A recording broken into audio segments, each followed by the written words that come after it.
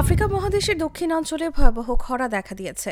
আবহাওয়ার এল নিনো ধরনের কারণে এই অঞ্চলের দেশগুলোর প্রকৃতি বাজেভাবে ক্ষতিগ্রস্ত হচ্ছে এবং ফসল উৎপাদনে বিপর্যয় দেখা দিয়েছে।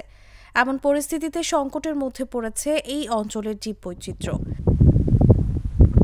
জানা গেছে, খরার কারণে শুকিয়ে গেছে দক্ষিণ আফ্রিকার দেশ বতসোয়ানার বড় নদী থামলাকানে, আর নদীর কাদায় আটকে গেছে শতাধিক জলহস্তী। বিরূপ পরিবেশে মৃত্যু ঝুঁকিতে পড়েছে প্রাণীগুলো।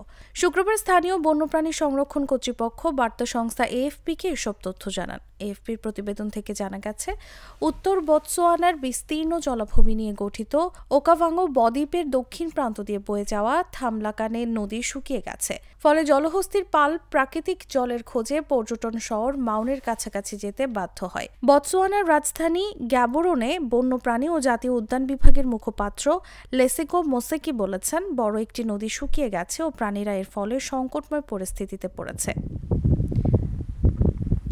জলহস্তিদের ত্বক পুরু হলেও যথেষ্ট সংবেদনশীল। রোদের হাত থেকে বাঁচতে এদের নিয়মিত গোসল করার পাশাপাশি আর্দ্র অঞ্চলে থাকতে হয়। এমনকি জল ছাড়া জলহস্তিরা আক্রমণাত্মক হয়ে উঠতে পারে ও জলের সন্ধানে মানব বসতির কাছাকাছি চলে যেতে পারে। চলতি বছর বতসোয়ানা সহ জিম্বাবুয়ে, জাম্বিয়া ও মালাউইতেও তীব্র খরা দেখা দিয়েছে। ক্ষুধার যন্ত্রণা মেটাতে এসব দেশের লাখ লাখ মানুষ নিয়মিত সংগ্রাম করছে। পরিস্থিতি বিবেচনায় নিয়ে দেশগুলো এর মধ্যে জাতীয় বিপর্যয় ঘোষণা করেছে।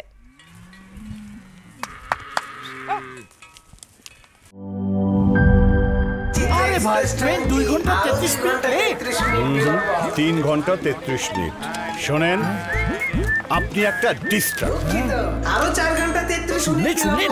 আরো 4 ঘন্টা, এটা কোনো কথা? সময়টা দৌড়াবে। প্রাণডাল, মুঠোই মুঠোই সময় পার।